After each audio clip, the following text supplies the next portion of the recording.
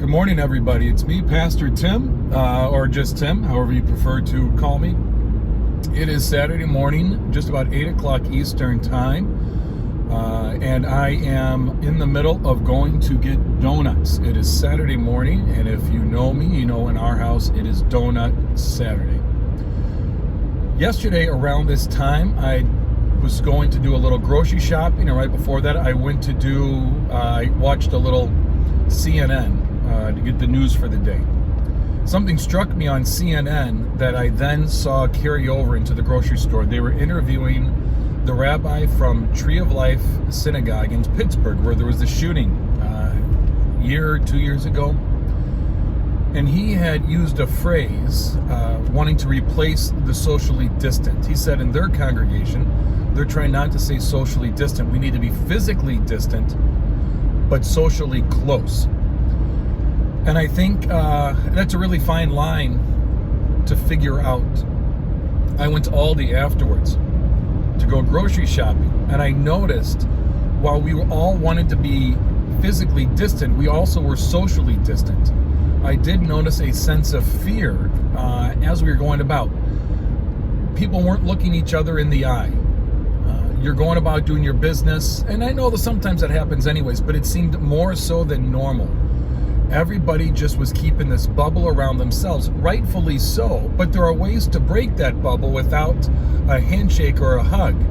Eye contact and just your overall demeanor can break that bubble. And what I've noticed when I was out yesterday is that people are keeping that bubble not just to be physically distant from each other, but I think we're carrying that over to be socially distant from each other.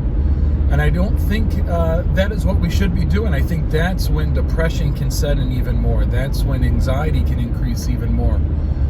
And I think about the second story of the Bible. We have two creation stories, right? You have the first creation story, God created the world in so many days, in 7 days. And that is, the whole point of that story is God created everything, called it good, and gave it a purpose. Our purpose is to take care of everything. And then you have the second creation story. And the second creation story is about Adam and Eve. And I don't think there was an Adam and Eve. For me, those creation stories aren't that they are factually true, but they are true at some level.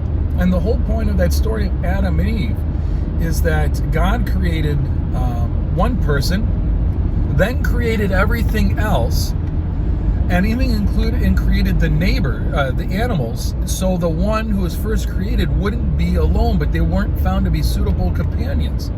And so another was created to be a companion, so they could live together, because we aren't made to be alone. And what's so hard during this time is that we have to be physically alone to some extent, in ways we never have before, but we don't have to be socially alone.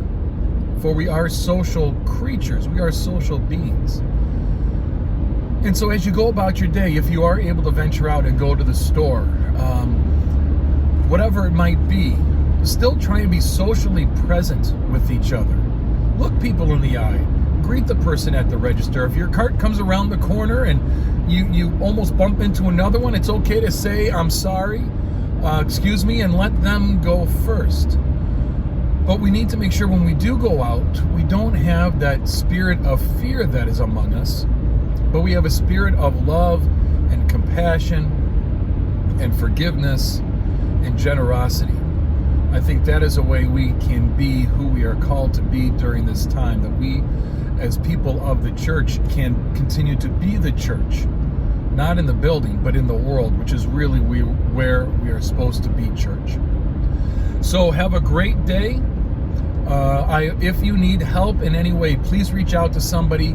You know how to get hold of me through the church website, or call the church and press, I think it's number 6, and it goes to my cell phone directly.